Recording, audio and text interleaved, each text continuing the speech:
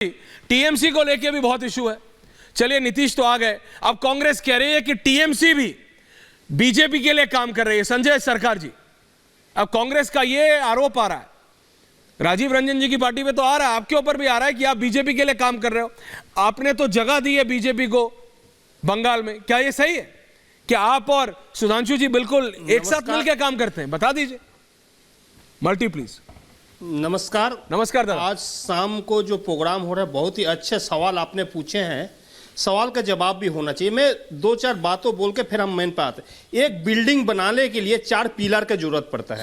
अगर पिलर मजबूत नहीं होता तो बिल्डिंग गिर जाता है, तुरंत गिर जाता है।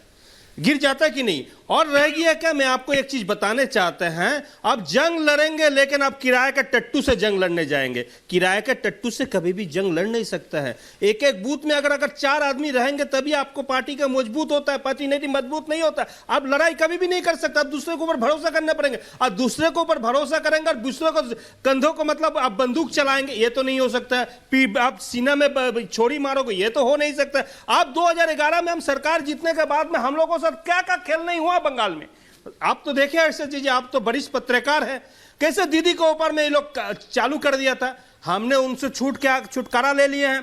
छुटकारा लेकर 2016 में अकेला लड़ा है, 211 सीट 294 में जीते हैं, और 2021 में हमने 294 216 सीट जीते थे। हम अकेले का बल पे जीते हैं। मेरे ग्राफ गांव कहीं भी ग्राफ देखिए, ग्राफ ये डाउन नहीं हुआ। जैसे नीतीश जी को 2015 में, ये 2010 में देखिए, अपने मुंह में मिट्टू मत बनिए। ये बताइए बीजेपी की मदद कर रहे हैं कि नहीं? देखिए संजय दादा, ऐसे ग्राफ को आप संजय, अभी आप टीएमसी की बढ़ाई करने में मतलब ये बताइए मेरे को, आप बीजेपी के साथ काम कर रहे हैं क्या? कांग्रेस कह रही है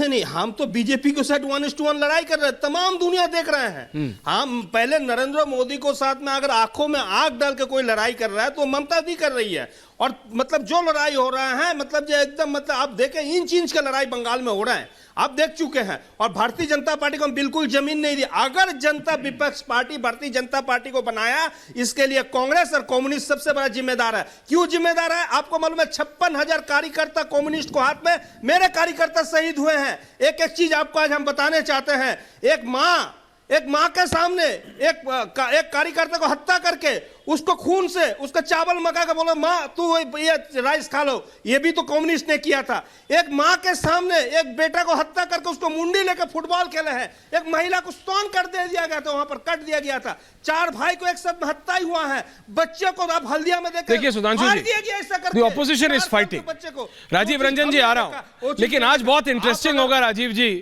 जब आप देखिए पूर्व सांसद जी बैठे, संजय जी, उन्होंने पूछा, एक जेन्युइन बात पूछा कि भाई डेमोक्रेसी की बात करते हो क्या है। लेकिन राजीव जी, आपको नहीं लगता कि जितनी बार नीतीश जी राइट लेफ्ट गए हैं, मतलब कल मैंने ऐसे मजाक में बोला, क्या उनकी हॉबी है क्या रिजाइन करना? किसी की हॉबी कढ़ाई बुनाई होता है, किसी की हॉबी खाना पीना होता है। ऐसे चल रहा है ट्विटर पे। नीतीश जी एक तो मतलब अपना मन क्यों नहीं बना पाते हैं? या तो कांग्रेस अच्छी है, या तो लालू जी अच्छे हैं, या तो मोदी अच्छे जी। Why doesn't he make up his mind? नहीं ऐश्वर्य जी, सुधांशु जी और राजीव जी, 1-on-1, थैंक यू। अगर सवाल पूरे हो गए तो मैं अपनी बात रखूं। देखिए, सबसे पहली बात तो यह है कि नीतीश कुमार जी पर भ्रष्टाचार के कोई आरोप नहीं लगे, ये पूरे पैनल को स्वीकार करने में कोई गुरेज नहीं होना चाहिए। नीतीश कुमार जी ने परिवार के किसी सदस्य को राजनीति में आगे नहीं बढ़ाने का काम किया, इससे भी किसी को इनकार नहीं होगा। तो निसंदेह अगर उन्होंने कोई भी फैसला कभी भी किया तो वो बिहार की बेहतरी के लिए किया, बिहार की जनता के हित में फैसले किए। और लगातार जो ये आरजेडी के साथ का भी जो कार्यकाल है, नीतीश कुमार जी के फैसलों की दृष्टि से बेहद महत्वपूर्ण है। जहां 94 लाख जो आर्थिक दृष्टि से पिछड़े परिवार हैं, उनके एक एक सदस्य को 2 लाख रुपए का सहयोग राज्य सरकार करेगी। 5 लाख नौकरियां, 10 लाख के साथ भी वही संजय जी ज्यादा वाली दिक्कत है। और इसके साथ ही नहीं, आप क्या बोल रहे हैं? मैंने क्या सवाल पूछा आपसे? You are such a senior leader. नहीं, मैंने पूछा नीतीश जी डिसाइड क्यों नहीं कर लेते हैं? लालू जी अच्छे हैं, राहुल गांधी अच्छे हैं कि नरेंद्र मोदी अच्छे हैं? आप कह रहे हैं नीतीश कुमार ने क्या क्या किया है। राजीव जी, जनता बेवकूफ नहीं है, जनता समझती है व्हाट आर यू डूइंग। आप टाइम ले रहे हैं कि नीतीश कुमार ने बहुत अच्छे काम करे। मैं कह रहा हूं 1 लाख अच्छे काम किए, मैं नहीं कर रहा मना। Please tell me. व्यवस्था ऐश्वर्य जी, आप लगातार बोलेंगे तो फिर मैं बात नहीं रख पाऊंगा। नहीं वो आपकी आप ऐश्वर्या जी, सर आप ऐसे वैसे भी डिबेट नहीं रख रहे हैं बात, सर आप वैसे भी अपनी बात नहीं रख रहे हैं। मैं पूछ रहा हूं आपसे, मोदी जी मैं अच्छे वैसे ही हैं रख रहा हूं। कि राहुल गांधी अच्छे हैं? आप ये क्लियर करके बताइए अभी, तो मैं आपका एक बाइट नहीं, चलाता मैं हूं। आपके सवाल का उस तरह से जवाब नहीं दे सकता हूं। जैसे देना है दीजिए, चलिए। मैं आपको केवल ये बताना चाहता हूं कि नीतीश कुमार जी ने अगर कोई फैसला लिया तो बिहार के 14 करोड़ लोगों की बेहतरी के लिए फैसला किया। ओके, उनका कोई निजी स्वार्थ नहीं रहा है। Okay, thank you very much. No no, अगर भ्रष्टाचार ओनली 3 पीपल, सुधांशु जी, संजय जी का आरोप नहीं हो and Rajiv Ranjan, now please understand. Thank you. Sudhanshu ji, तो जेडीयू कह रही है मोदी जी के साथ थे तो भी बहुत अच्छा था, राहुल जी के साथ थे तो भी बहुत अच्छा था, यानी लालू जी के साथ थे तब भी बिहार के लिए फायदा था, मोदी जी के साथ दोबारा आए तो भी बिहार के लिए। आपको नहीं लगता कि बीजेपी का ऐसी पार्टी के साथ जाने से फायदा होगा कि नुकसान? जो कहते हैं ये भी अच्छा है वो भी अच्छा है, वो तो एक बार नहीं बोलते कि लालू जी में कुछ दिक्कत। देखिए अभी जो पता नहीं है ऐश्वर्या जी, आप मेरी बात को तोड़ मरोड़ करके मैं तोड़ के नहीं, मैं तो क्लियरली कह रहा हूं सर। आप लोगों को बुला करके उनका अपमान मत कीजिए। राजीव जी मैं कभी नहीं करता हूं ना, आप पहली बार आ रहे हैं, please that's the last thing I do. Rajiv ji मेरी जुबान में आप अपनी बातें मत डालिए। मैं कुछ नहीं डाल रहा हूं, प्लीज बोलिए। आप सीनियर आदमी हैं, आप क्या मैंने गलत कहा बताइए? आप कह रहे हैं वो भी अच्छा था ये भी अच्छा है, आपने बिल्कुल गलत कहा है। अच्छा तो क्या सही है बता दीजिए। 30 मोर सेकंड। नीतीश कुमार जी ने अगर कोई फैसला किया, हाँ, नीतीश कुमार जी ने अगर कोई फैसला किया हाँ, तो बिहार की बेहतरी के लिए किया। हाँ, और इस गठबंधन की अगर तबाही के लिए कोई जिम्मेदार है, हाँ, तो कांग्रेस जिम्मेदार है, इसलिए कि इंडिया गठबंधन की परिकल्पना, इसका स्वरूप गढ़ना, इसके साथ लोगों को जोड़ने के लिए व्यापक दौरे, आपकी कोई गलती नहीं है ना। कांग्रेस से वैचारिक तौर पर जो असहमत दल थे उनको उनके साथ जोड़ा, लेकिन 5 राज्यों के चुनाव के कांग्रेस की तैयारियों आपकी के कोई साथ गलती नहीं, आपकी कोई गलती नहीं। सुधांशु जी, isn't this embarrassing? वो शुरू हो गए थे, इसलिए सुधांशु जी, इंडिया अलायंस को लेकर कांग्रेस गंभीर नहीं थी। इससे अच्छा तो बाद के लोग कह रहे हैं कि भाई महाराष्ट्र, अगर महाराष्ट्र मॉडल ही अप्लाई हो जाता तो ही अच्छा रहता।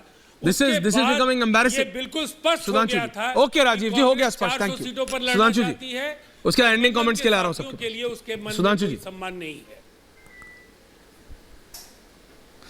देखिए राजीव रंजन जी ने जो बात कही उसमें एक बात तो गंभीर है कि इस इंडिया गठबंधन की सारी योजना का सूत्रपात तो नीतीश कुमार जी ने किया था। वो उन मुख्यमंत्रियों से भी जाके मिले जो इंडिया गठबंधन में नहीं आए और आज तक नहीं आए, जैसे के चंद्रशेखर राव तेलंगाना वाले और बीजू जनता दल वाले अपने उड़ीसा के नवीन पटनायक जी, वो उनसे भी जाके मिले थे और पटना में इनकी पहली बैठक हुई थी। मगर ये भी याद करिए ये अचानक नहीं हुआ है। जब इंडिया गठबंधन रखा गया नाम, तो अब उस समय खबरों के सूत्रों के द्वारा खबर आई थी कि वो इस बात से नाखुश थे कि ये अंग्रेजी टाइप का नाम है, ये इस तरह का नाम रखना क्या उचित था। फिर याद करिए बेंगलुरु में जब बैठक हो रही थी, नीतीश कुमार जी बैठक से पहले बाहर निकल आए थे, कहा था कि पटना में आवश्यक, पटना एयरपोर्ट पर जब लैंड किए पत्रकारों के प्रश्न का उत्तर भी नहीं दिया था। तो ऐसा नहीं है कि कोई ये अनायास अचानक हो गया, निश्चित रूप से कुछ ना कुछ अंदर ऐसा चल रहा था जो कि उनको असहज कर रहा था। और अगर ईमानदारी से देखें तो 2021 का जनादेश तो भाजपा जदयू गठबंधन के पक्ष में आया था। और अगर हम पिछले 25-30 साल का जनादेश देख लें तो लालू प्रसाद यादव जी 2005 में सत्ता से बाहर हुए तो भाजपा जदयू गठबंधन में, फिर 2010 में हमें प्रचंड बहुमत मिला, 243 में 200 सीटें मिली, वो भी भाजपा जदयू गठबंधन में। तो अगर आप देखें तो जो कुछ हुआ है वो एक नैसर्गिक रूप से हो रहा था और अंदर जो अप्राकृतिक गठबंधन चल रहा था, समस्याजनक गठबंधन चल रहा था, उस कारण से समस्या आई। अब एक और बात कह दूं, तृणमूल कांग्रेस के हमारे मित्र ने कहा ये तो सच है, कितने कार्यकर्ता मारे गए छोड़िए, ममता बनर्जी जी को कम्युनिस्टों की पुलिस ने मरा हुआ समझकर छोड़ दिया था। ये ममता जी ने बाकायदा ऑन रिकॉर्ड बयान दिया है कि पुलिस को पता होता कि वो जीवित रह गई तो शायद उन्हें मार दिया जाता। उसके बाद वो कम्युनिस्ट को आप कहेंगे कि उनके साथ मिलकर चलना है तो समस्या तो आएगी, अंतर्विरोध आपने स्वयं उत्पन्न किए। और पूर्व राज्यसभा सांसद संजय जी ने जो बात कही थी उसको मैं और क्लैरिफाई कर दूं और रत्नाकर जी से इसका जवाब चाहूंगा। मान्यवर, वो जो कमेटी थी उसमें 16 कमेटियों ने रिकमेंडेशन दी थी, 1 वोट मिला था पट्टाभी रमैया को, 1 वोट मिला था इनको कृपलानी जी को, और सारे के सारे वोट मिले थे सरदार पटेल को, 0 वोट मिला था जवाहरलाल नेहरू को। और इसका उल्लेख कृपलानी ने अपनी किताब माई डेज विद गांधी में स्टेप बाय स्टेप किया है।